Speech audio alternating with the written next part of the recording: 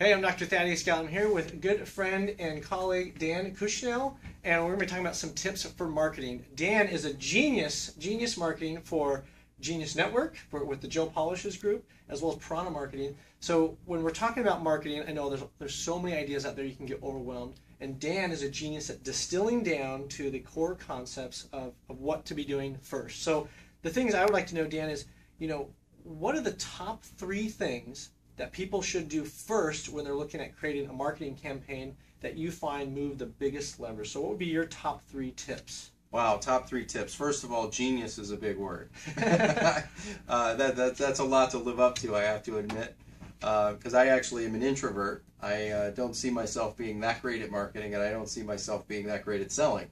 So a lot of this has come out of necessity, admittedly. I've been fortunate over the last 20 years to run, I think, 8 or 9 different companies, and hundreds of thousands of people have been impacted by our products and services.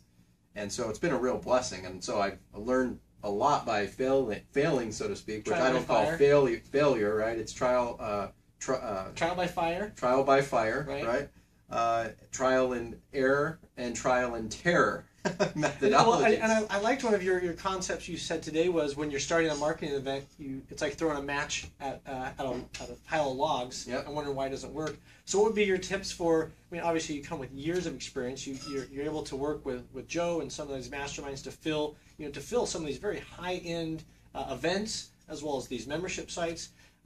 So what would you say, when you're trying to get that fire started, what would you say are some of those first things to start moving the needle that you'd suggest? Well, first thing, one of the principles I've been teaching for many years is something called, it's a format, which is the wealth formula in marketing. I think it applies in marketing, it applies in even running the operation of a business. And that's number 1, speak to large groups at one time. Move away from the idea of one-to-one interaction. Now, when you speak to large groups, the key is to make it feel like you're speaking like it's a one-on-one comment, which a lot of people miss that nuance, right? So speak to large groups of people at a time. The other part is to put yourself in a position where you do the work one time and get paid over and over and over again. However, no, everything has a shelf life. The third part is, what is it that you truly do best, right? So it's about building a great team around you. I liken marketing business a lot to the movie industry. So you can decide what role you want to play. Do you want to be an actor in the movie? Do you want to be a director? Or do you want to own the studio and have 42 films that come through there? And some are going to be an Avatar type movie in production, and some are going to flop like Geekly, right? And a whole lot in between. So the key is to know that everything does have a shelf life, and don't get hung up on a success of a program. Be willing to build out an expanded depth of product, services, offering. So the things I hear is number 1.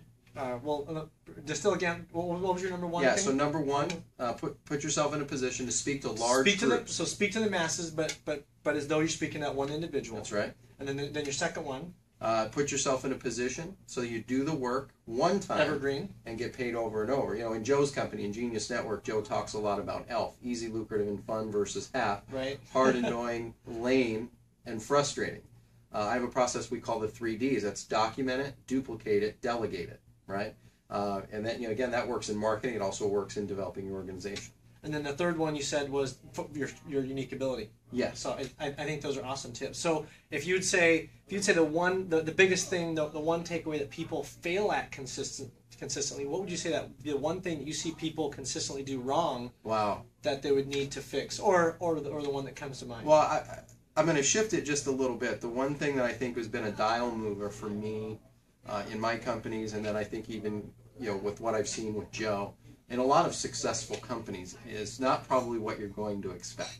Because how would you like that to be able to have a client or a vendor or supplier tell your story for you? Would that be valuable? Oh yeah, that'd be great. So people all the time ask, how do you do that? And years ago when I was struggling, I wasn't good at this at all. But one of the shifts that we made was really getting clear on something that is talked about a lot. It's like the Loch Ness Monster. You hear about it a lot, but you very rarely ever really see it really being applied in practice, right? Which is company values, right?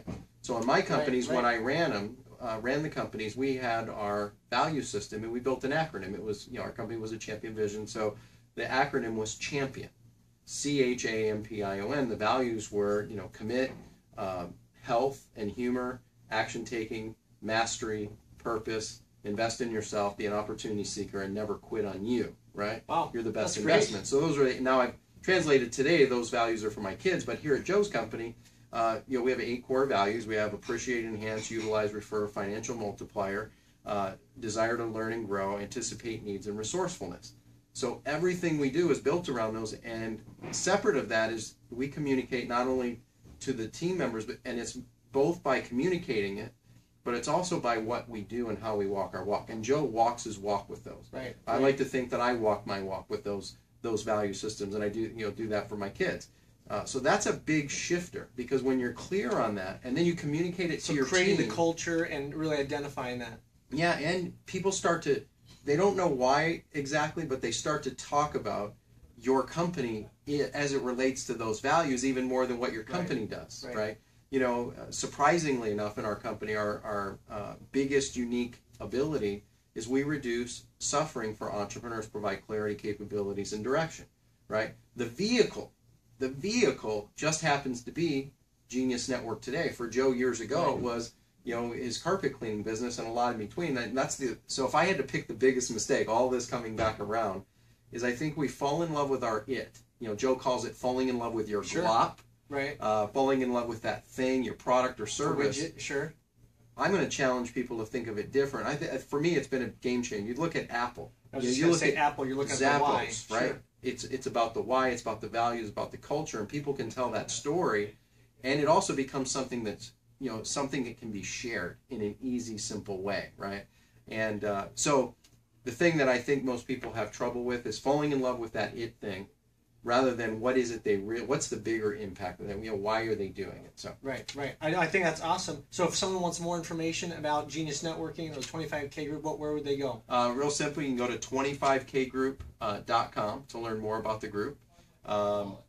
Real simply, a lot of information there, a lot of content there. You can go to ilovemarketing.com. I was going to say the other one is awesome. One is ilovemarketing.com. A lot of great information there. Awesome. Yep. Dan, it was great. Thank you so much. Wonderful gems. I'm Dr. Thaddeus Gala. Hope you learned a lot, and leave a comment, and look forward to seeing you next time.